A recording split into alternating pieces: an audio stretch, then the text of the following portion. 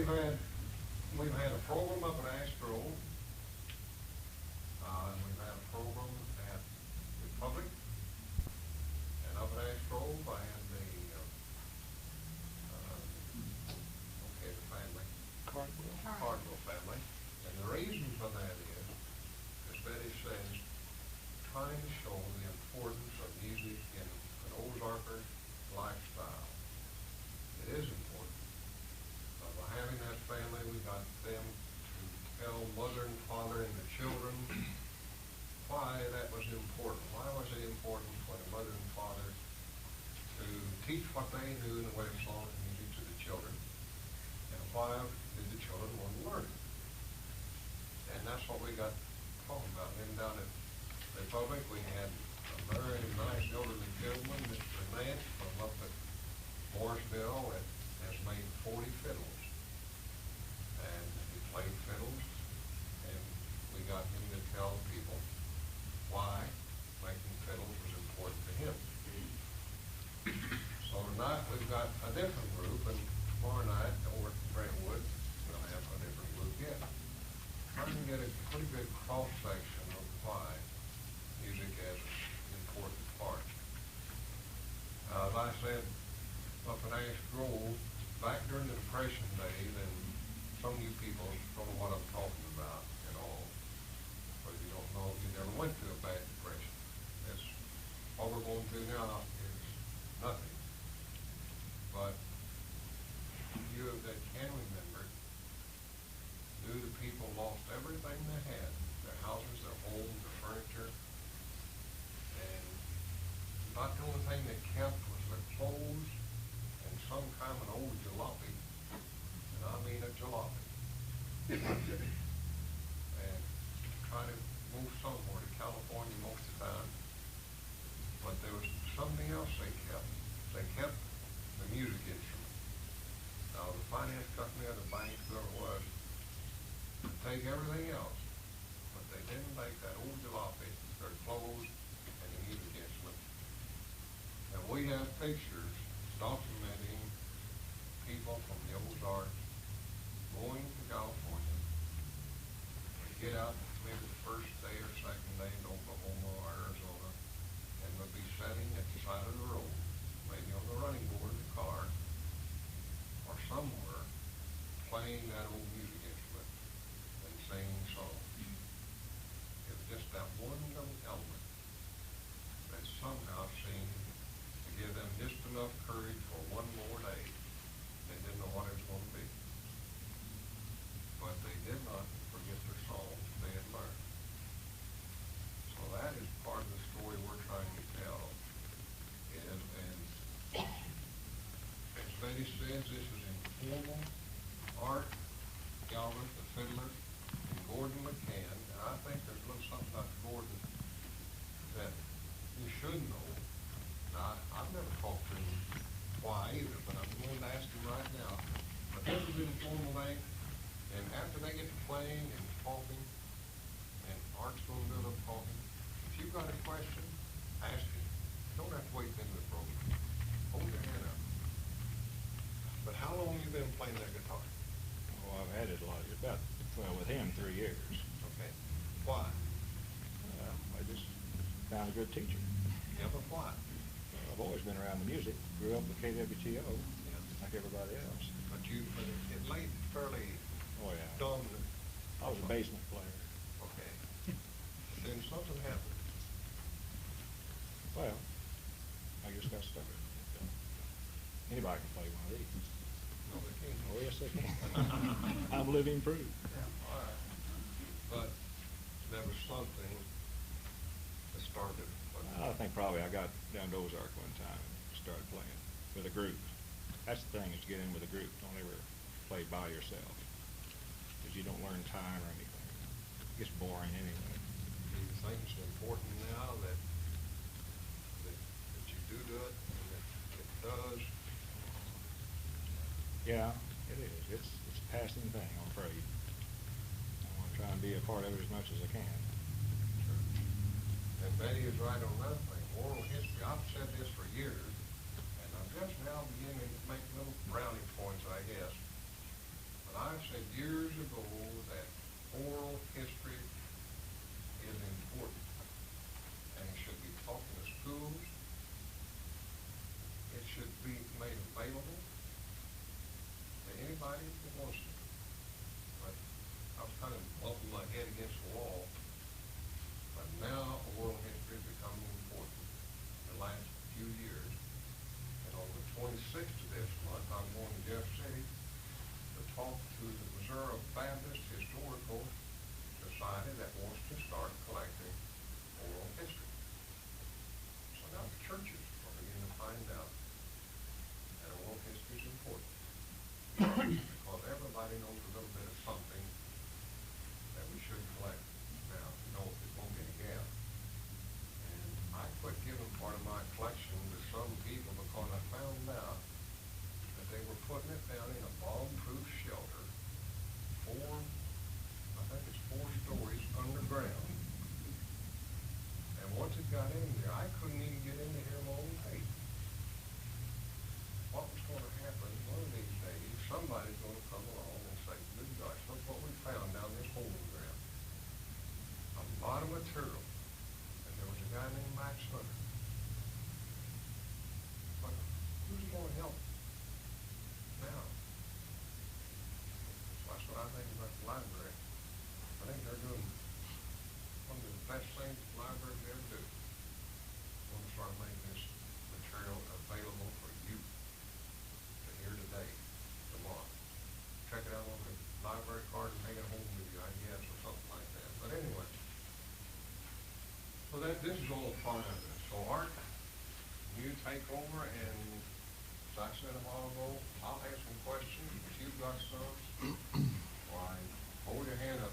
You'll do the best you can. If you can't, why, Gordon will answer for him, or something like that.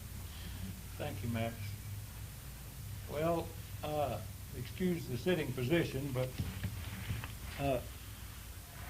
I want to say a little bit first about fiddle tunes and the names of fiddle tunes.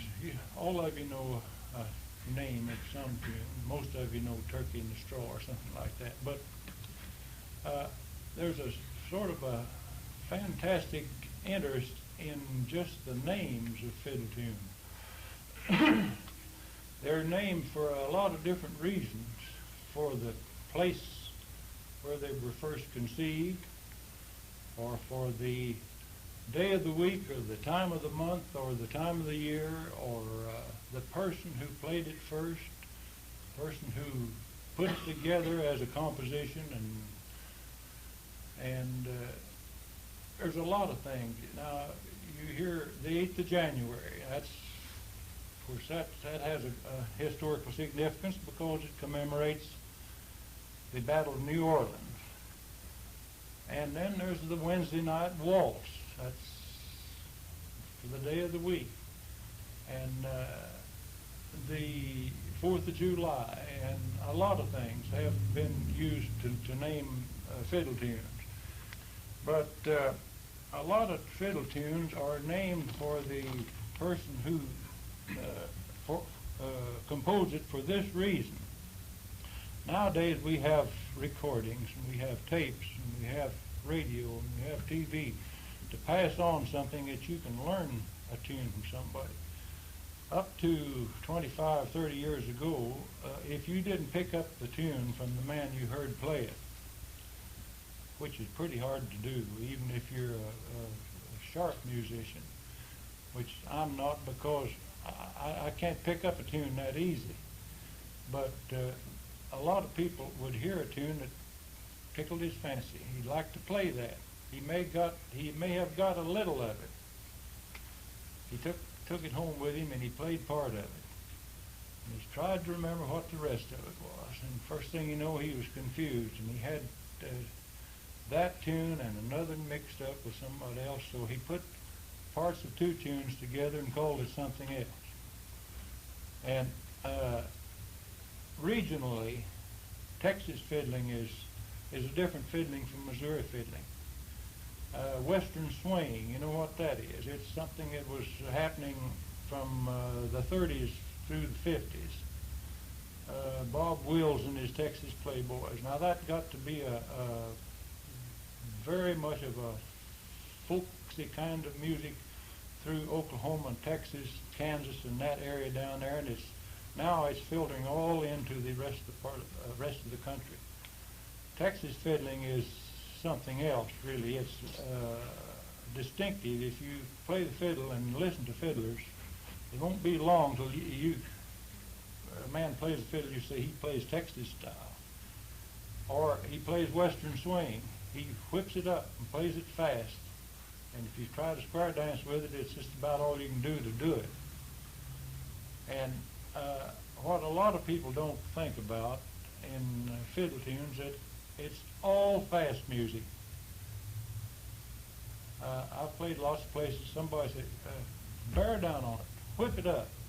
They don't think it's a good tune unless it's just played hell for leather, you know.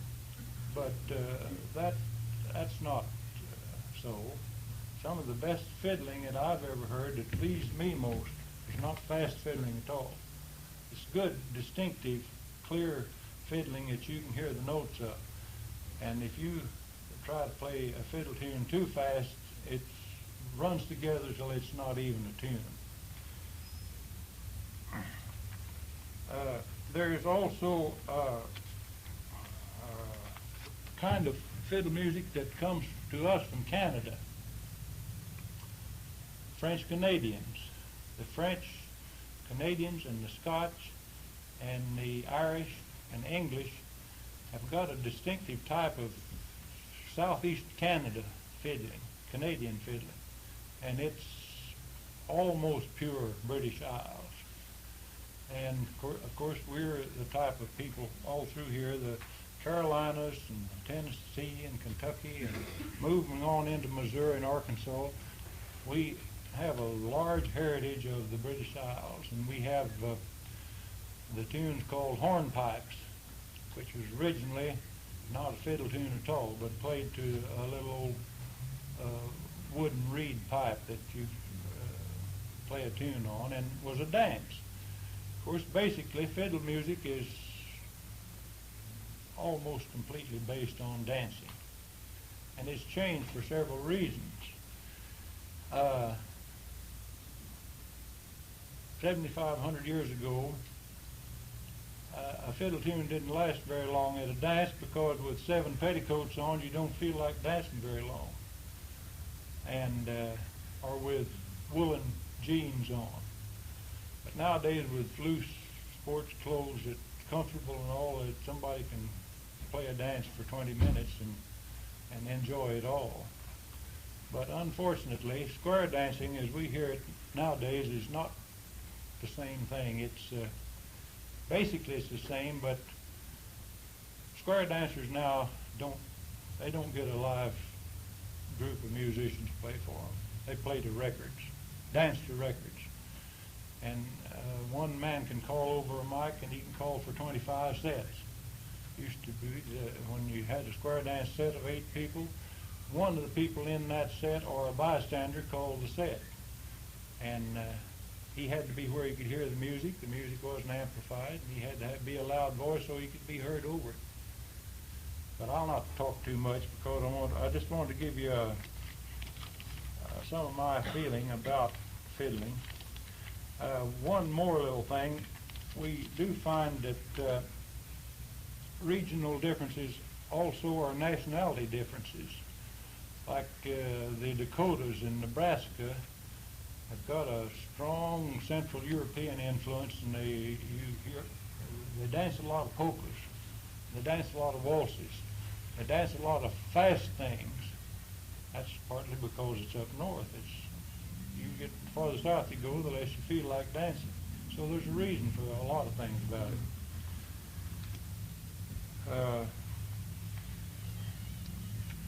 I want to play several different kinds of tunes. I'll play hornpipe first. Now, I don't profess to be an authority on this at all. I just like my kind of my ideas about it, and I very much enjoyed Gordon's acquaintanceship because in 2 years we've got very good rapport between each other, and we like to play together. And I doubt sometimes if I like it any better than he does or what, but we both like it. But I'll play a hornpipe first. Play Fisher's horn. This is called Fisher's hornpipe. And like I say, it originally wasn't fiddle at all. But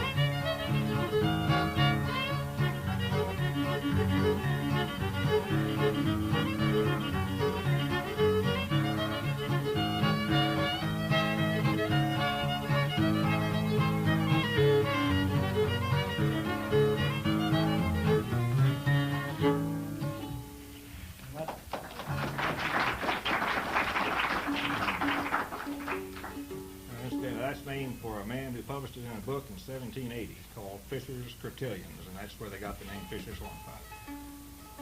The earliest fiddle tunes go back to the printed form into the 16th century, and from then on. That's the first records they have of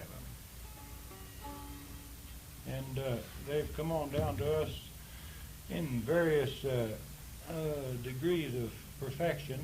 Sometimes you hear somebody play, he say, this is so-and-so's hornpipe. Incidentally, they were named very often for the person, like Fisher or Ricketts or Durang or somebody. And you see some fellow, I told you a while ago, he learned it somewhere, but he didn't get it right. And he stabs at it, and it's all right. That's all right. If every fiddler played just exactly like, it wouldn't be a bit interesting in the world. It'd be deadly dull in no time. But Gordon and I like to play waltzes a lot, and which is play a down-home waltz indeed. This is the down-home waltz.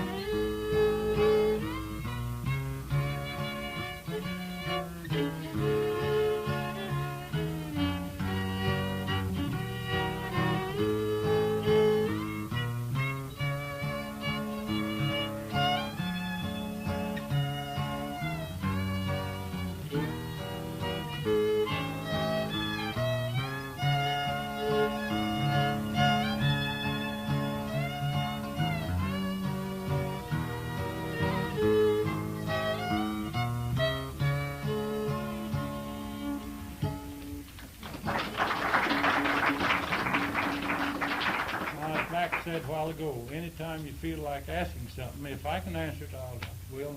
If Gordon can answer it, all right. If he can't, we'll say, no, we don't know.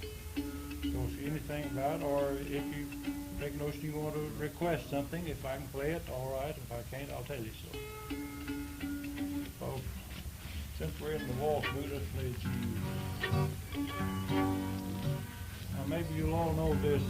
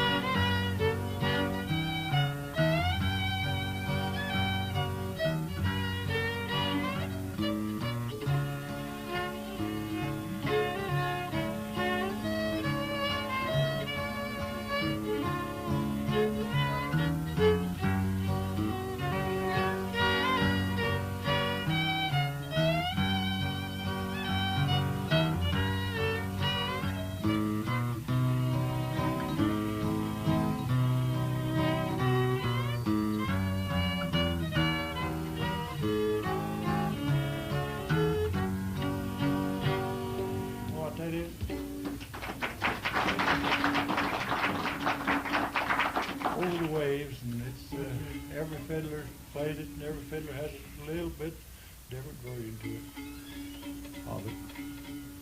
Let's see. Whatever. Dixie Blossoms. I'll play another tune called Dixie Blossoms. It's good for a square dance or just good for listening.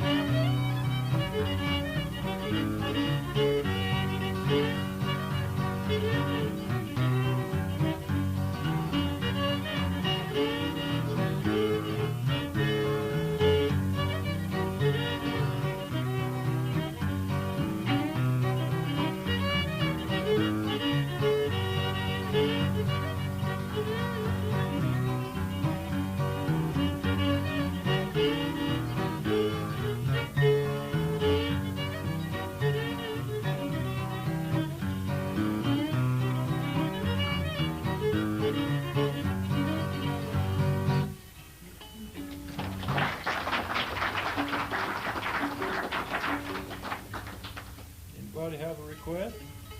I'd like to kiss me wall. All right. That's when everybody supposed to kiss each other.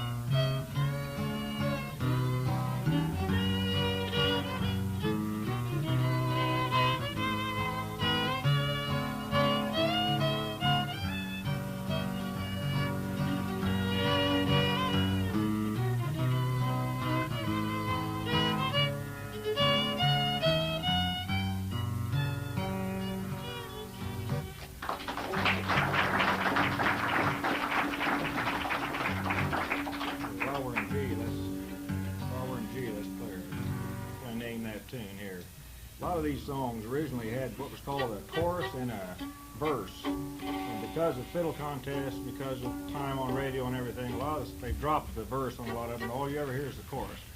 Now we're going to play the verse of a song that everybody in this room has known all their life. And I'll be curious to know if anybody recognizes what it is, and then we'll play the whole thing there. But this was once a major part of these songs.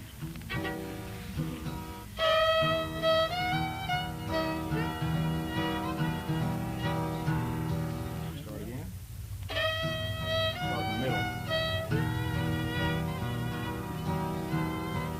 Change it, mixing it with another one. I know it. Starting in the middle starts with it. Now you want to go back to it?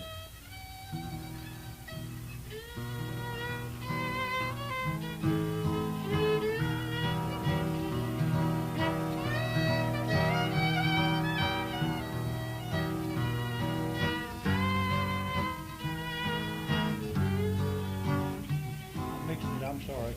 Start it, you want to come back to it?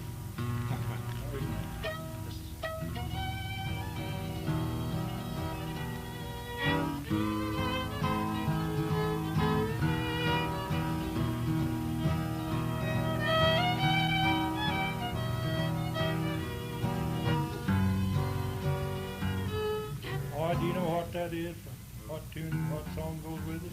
We'll go to the first and we'll get through it.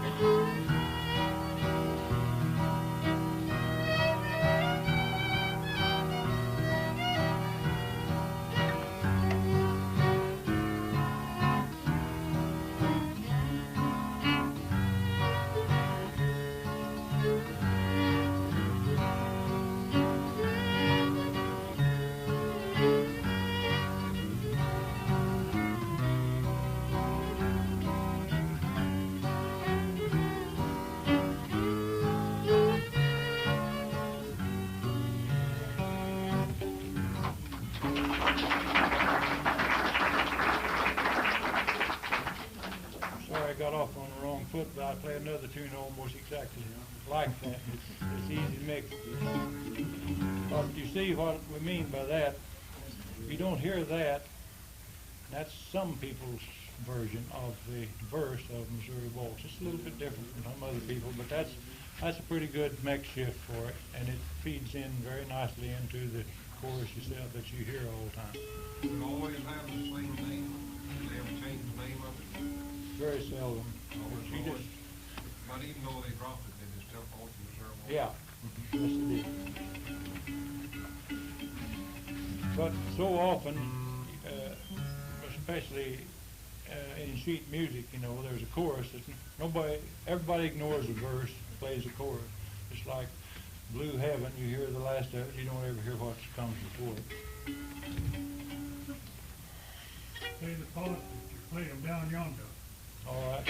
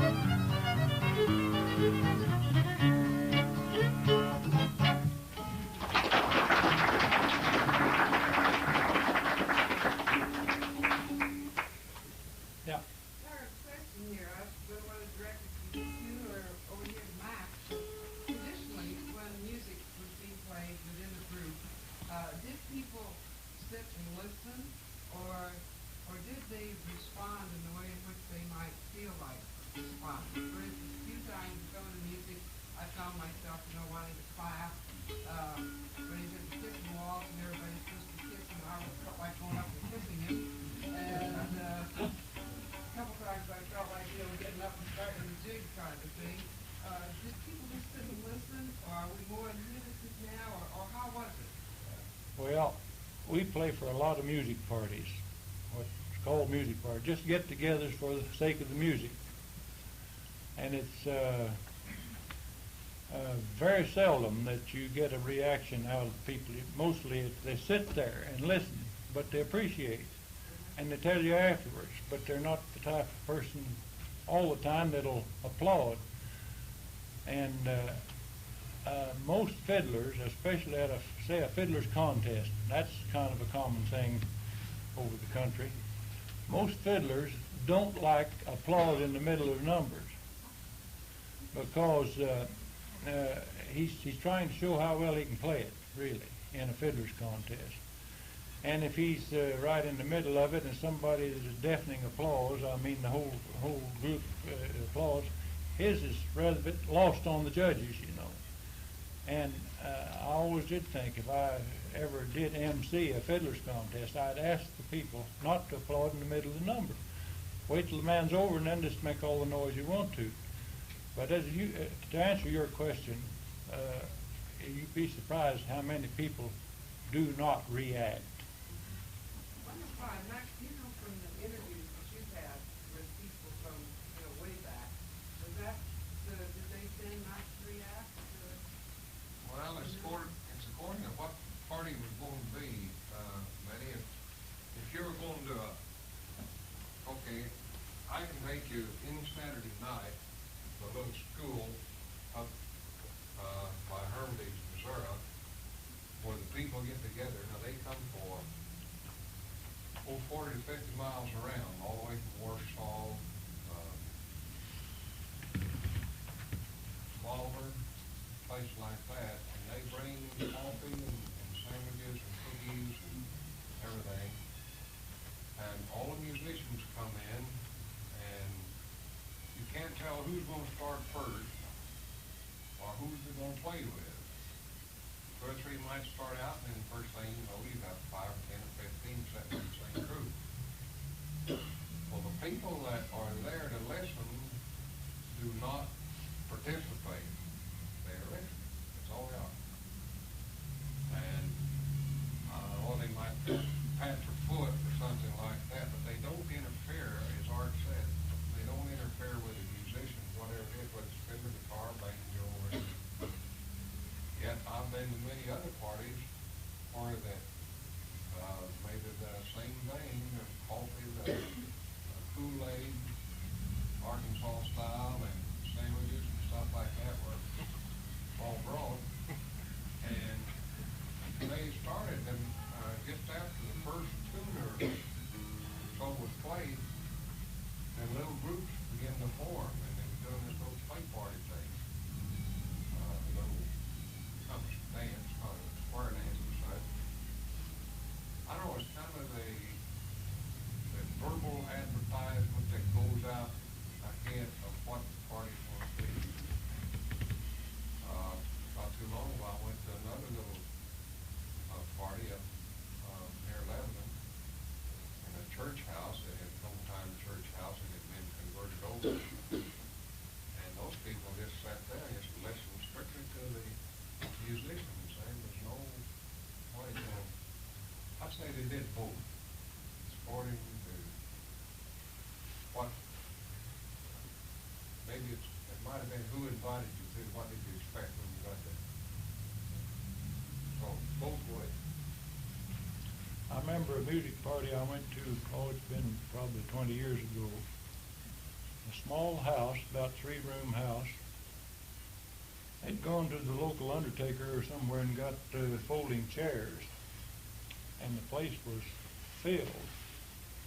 We came in, Nobody was introduced. Nobody said, this is Art Galbraith, this is so-and-so, the other two or three others. And the man at whose house the party was being held,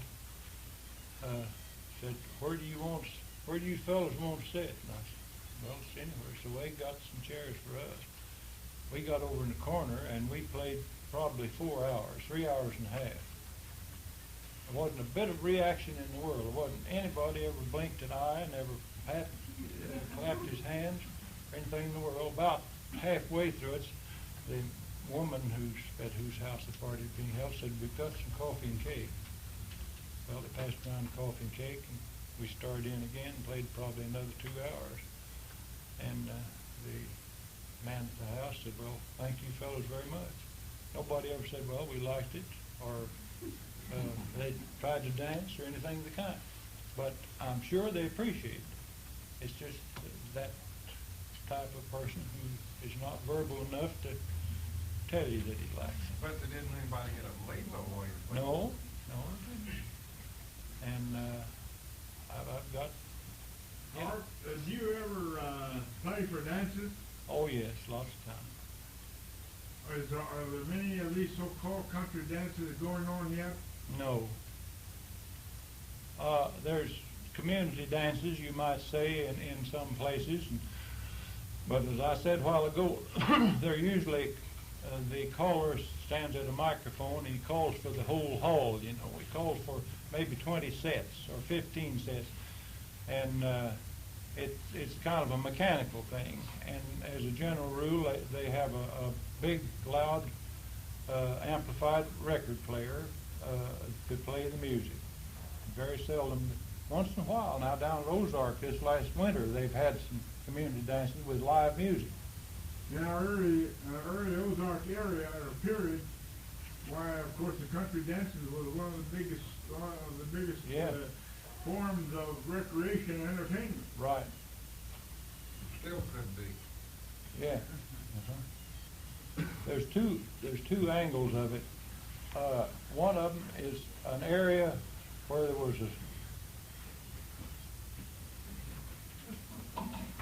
this is the Exodus. I'll tell you something. They did leave. But anyway, there's a religion-oriented type of entertainment where people like to get together and sing gospel music and play gospel music. And in that case, this type of music is taboo. It's just not countenanced at all. If you're going to be a religious person, you don't pat your foot to the dance type of music. But you'll notice that the best gospel music, the African-based gospel music, and it's got a strong beat to it, and you love to hear it, and you love to pat your foot to it, and people love to clap their hands to it. And if the rhythm has gone out of the music, it's sadly shorted, I think. It's surprising when I put on a program and want some square dancers, like I'm trying to get a group right now in Arkansas that are unable to do the old-time square dancing unless they want to bring a record player. And the caller will call the square from that record, and I won't allow it. So they're trying to get together and do some dancing with the caller in the square. And I've had this all for the last 3 or 4 years. I can't find square dancers that can do that. They're so used to doing the western swing, learn the call from the record or out of the book, and that's all they know. They can't do it with live music. Part of the time it's a singing call. Right. The call is right along with the music, like San Antonio Rose. The whole call is sung to the tune with words to match, like Swing Your Partner and Al Man Left and all that. It's incorporated into that music. But the kind of square dancing that I as a young fella, played in was maybe in somebody's house where there wasn't more than enough room for two squares. And then maybe one man stood off the side and called for both of them. Some loudmouth that could do it. And but most of the time it's called out of the set. And they enjoyed it, very much enjoyed it. Can you make your fiddle sound like a bagpipe? Well, I got a tune to it, can. It can have an A tune, that cotillion range. A part of D. We haven't played for a long time. This is a cotillion dance that is danced in a long hall with women on one side and men on the other, and it'd be a right and a left and a right and a left, and then there'd be step over the hall and swing your partner and back. That kind of business is a line dance. Maybe any number of people could dance it. But this is one of that type. It's called 6/8 time. It's the same type as Irish washerwoman.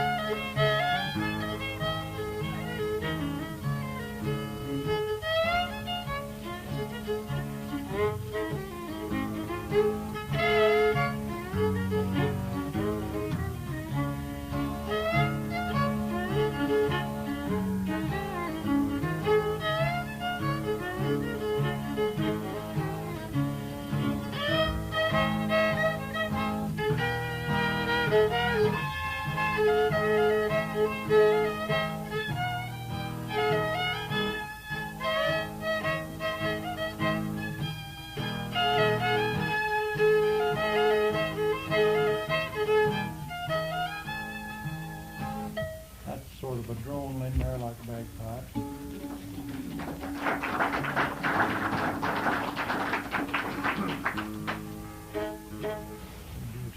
Now this is a tune in A called Bill Cheatham. Now that's just named for somebody named Bill Cheatham. And he probably played it or he liked it or something. Some reason got it to be called Bill Cheatham.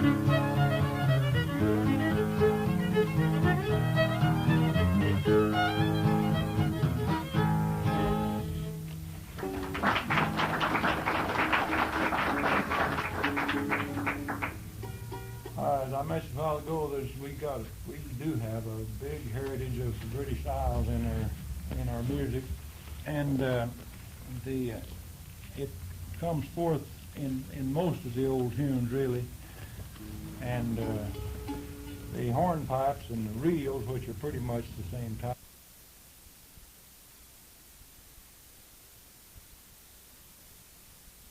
This country through the Appalachian area and on through west. And they also came to the, as I mentioned a while ago, the southeastern Canada, the what do you call it, maritime provinces of Canada. And they are pretty much intact from what they were in the British Isles. And if you get if you hear sometimes on, say, Channel 21, you get a cross section of that, an Irish fiddler, and you feel that flavor of his sort of a upbeat time that is danceable, very danceable, and the Scots are the same way. And there's about the bagpipe tune. There's a lot of bagpiping in Scotland, and the tunes that were popular on the bagpipes also the fiddlers learned, and they have a distinctive flavor. But I want to play a waltz called Seamus O'Brien, which is just about as Irish sounding name as you can get. But it's, I think, a very pretty tune, and we like to play it.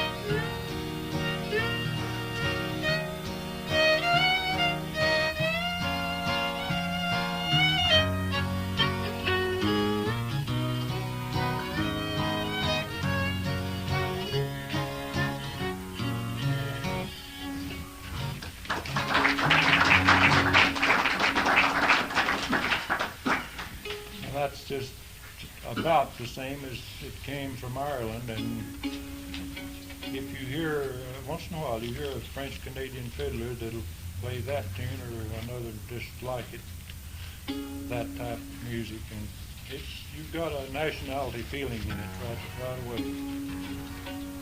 I'm not leaving because I don't like it. Oh, I see.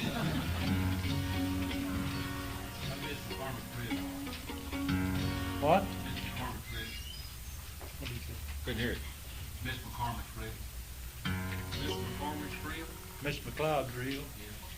Yeah. All right. Joe. Uncle Joe, yeah. Now this is also, it's from Scotland as Miss McLeod's reel. It's been renamed here several times in a little bit different version called Uncle Joe. Will your horse carry double, Uncle Joe? And Think he'll go to heaven, Uncle Joe? what? You going? Think he'll go to heaven? Think you'll go to heaven, Uncle Joe? Anyway, it's a Uncle Joe. it's a tune that lent itself to regional renaming. Watch it. G. Huh? G.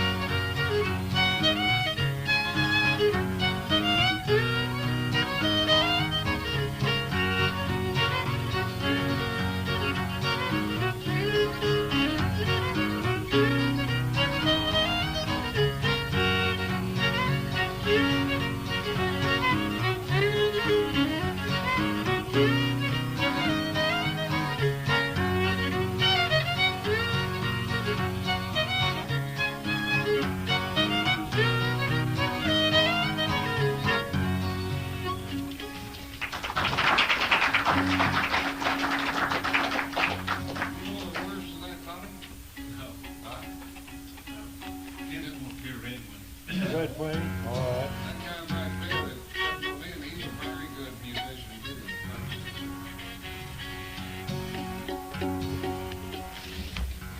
Now this Red Wing, it's not too old a tune. It's an Indian tune, and came out probably in around World War I time, maybe a little before that.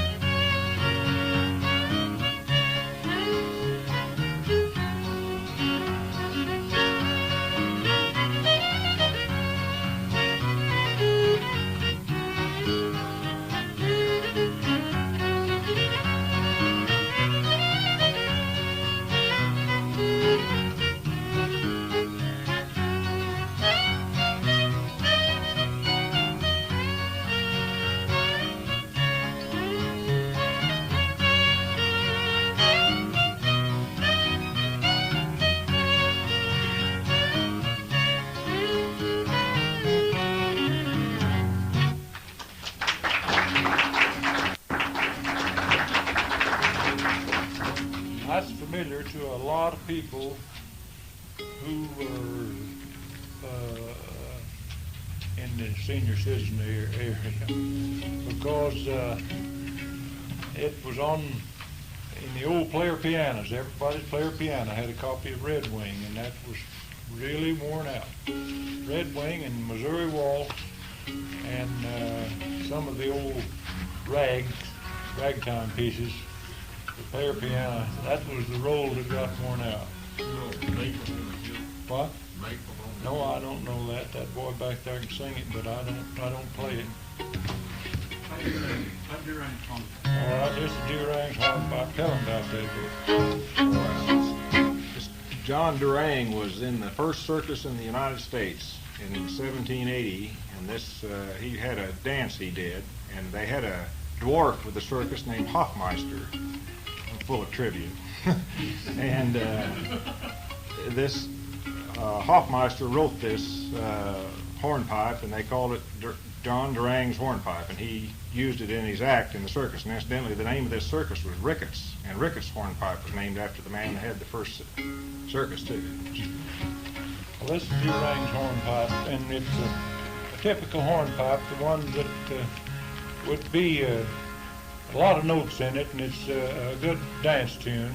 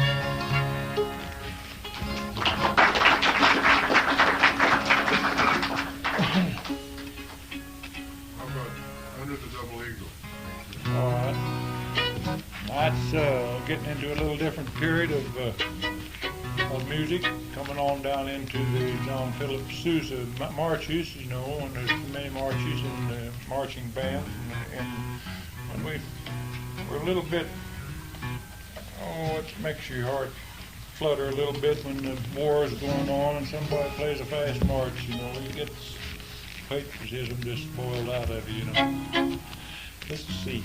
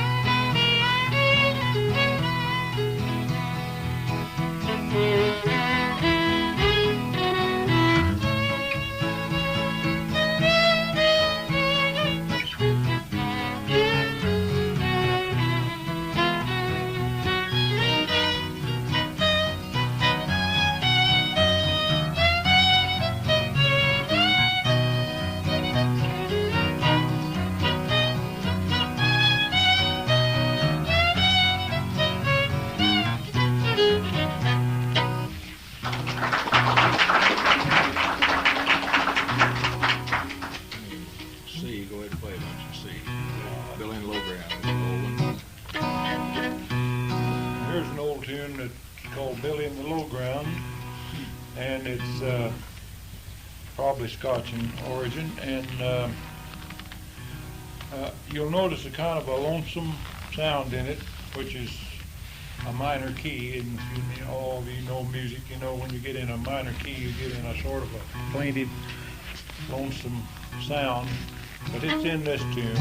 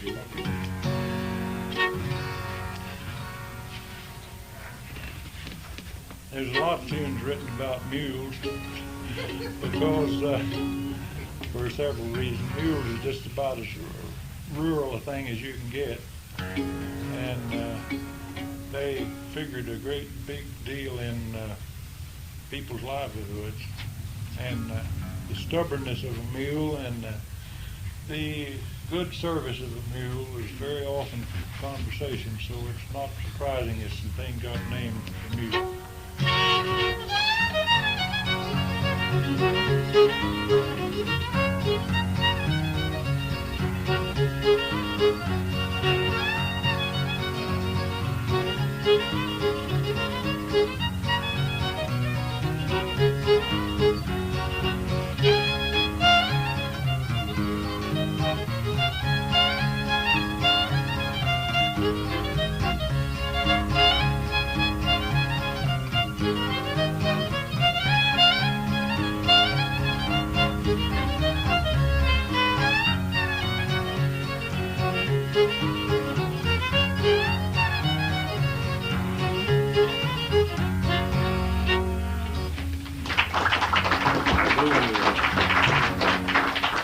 Here's another mule, blue mule.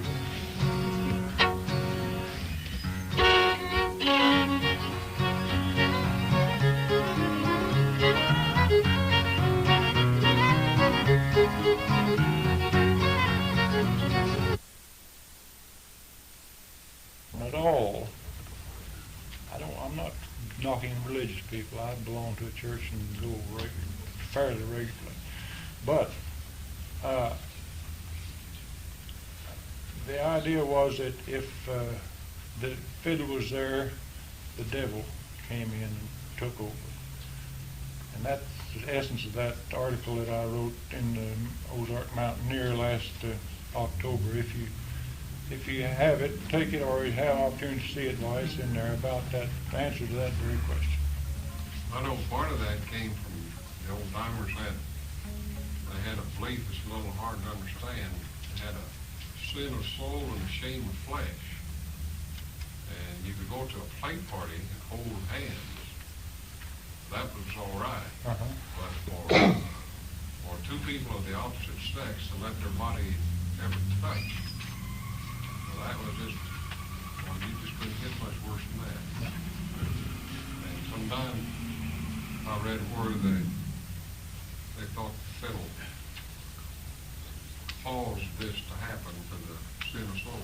Well, there's a sort of a logical reason about it, because a lot of dances that was pretty well sweetened, what you call Arkansas Kool-Aid, a little bit of alcohol mixed with it, didn't always wind up peacefully, and sometimes very tragically.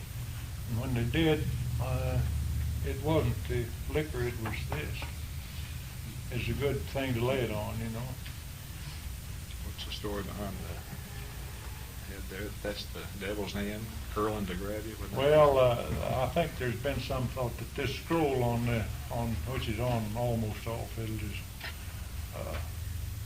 devil's hand to grasp you. Well, let's play another waltz or two. How much? You know Carroll County Blues? Yeah. Gee. This is a tune that came out long. There was a ragtime period, and there was a blues period, and then they sort of mixed into country music, and there's country blues, and there's real low down St. Louis blues type thing. But this is kind of a mixture.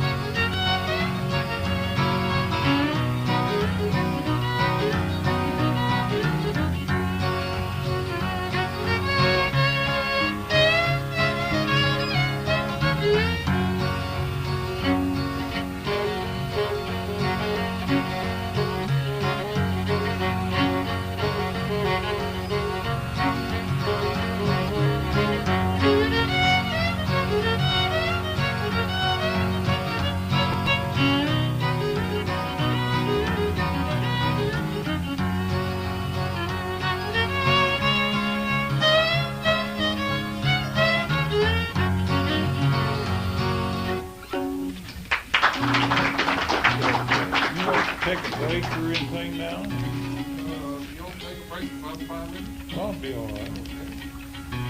Everybody leave to go up to coffee company. Play a tune called East Tennessee Blues.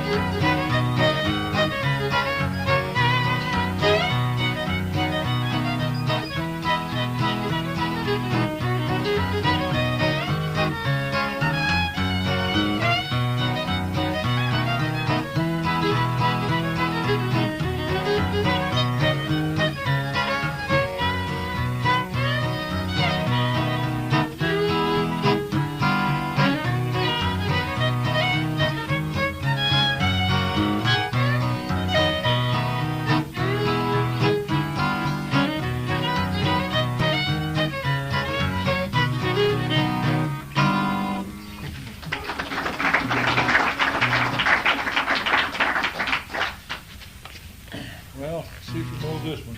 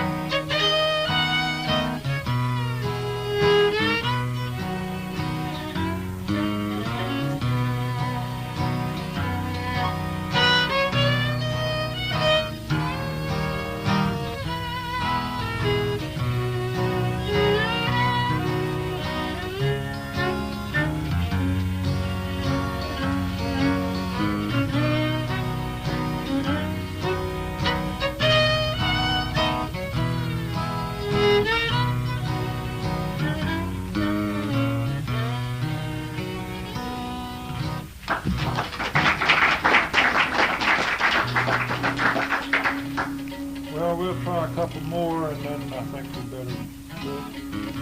I just want to say that not all fiddle tunes are old tunes by any means.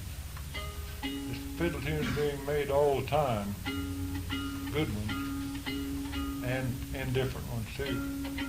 I'll play a couple of them that I made. Oh, we haven't had Cripple Creek yet. Oh, haven't you? Well, I'll get that in a minute. Cripple Creek. This is one of your songs? This is one of mine, yeah. It's called Sunday Night Reel.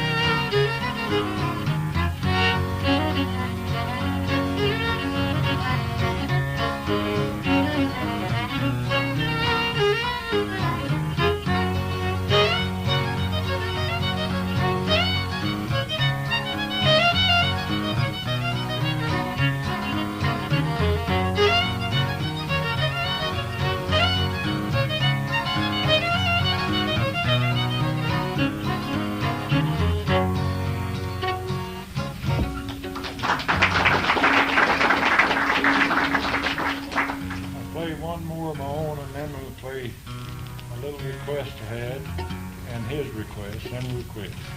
This is a waltz called the 4th of July.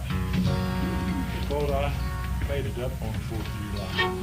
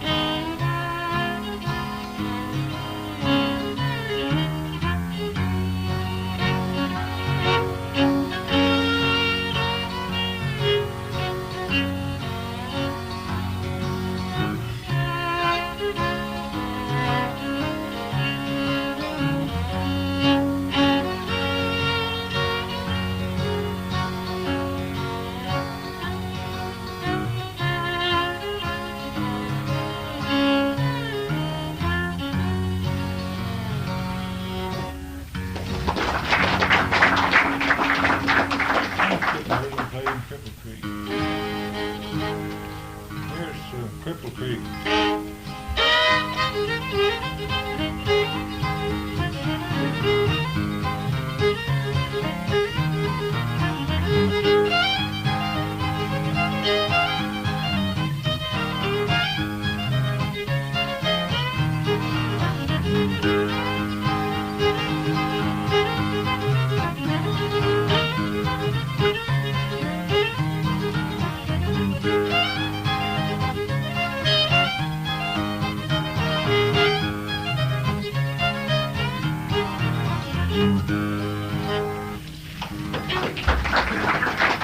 Let somebody else ask me to play this. Maybe you recognize it.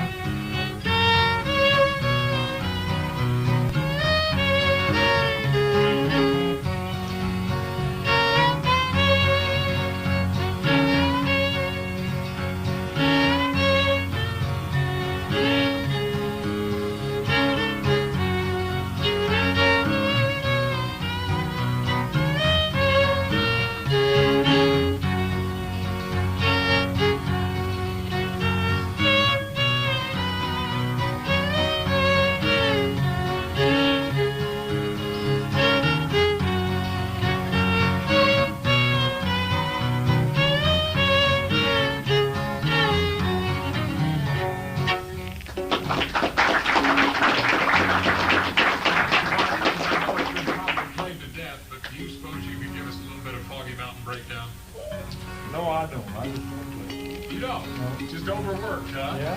I don't blame you. I'm underworked. I don't do it. You play Mockingbird? Well, at it a little bit. Deep, yeah. I don't do anything fancy on it. Just play it Mockingbird.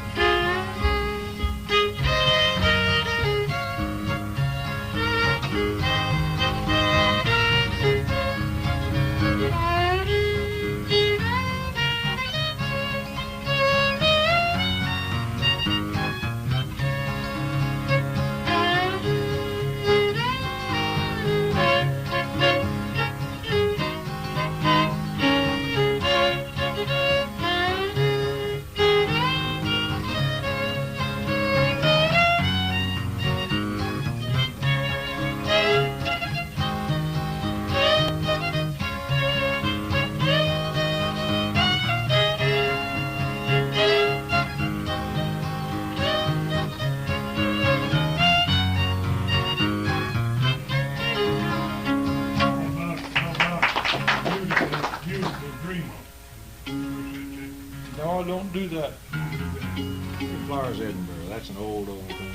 Yeah, Flowers of Edinburgh, not flowers, flowers. This is about the oldest tune that I know, I suppose, and it goes back. It's Flowers of Edinburgh, and that's the capital of Scotland, and it's going to be. We may have to discuss this halfway through this.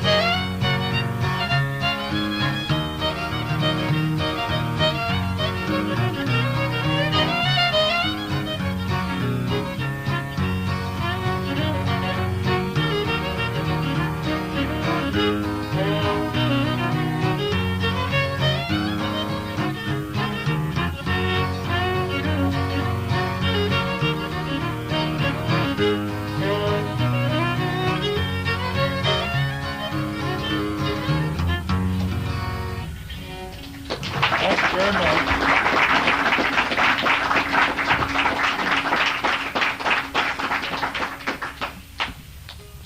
I didn't say it before, maybe some of you know Art, but Art is a retired postal employee, and Fiddle is just Fiddle County license when he wants to, and Gordon, and runs the Springfield Blueprint.